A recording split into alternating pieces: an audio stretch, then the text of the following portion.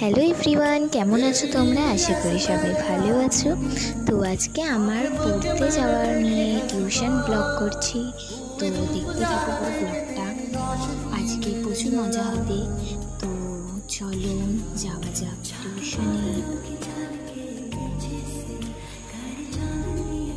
তো আমাদের বাড়ির থেকে কাছেই ছিল টিউশন, আমি জাস্ট 2 মিনিটসে পৌঁছে যাবো।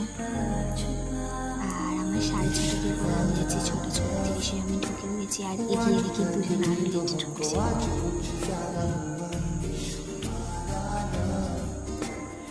ওরা অবাক হয়ে গেছে যে আমি ব্লগ চালু করেছি।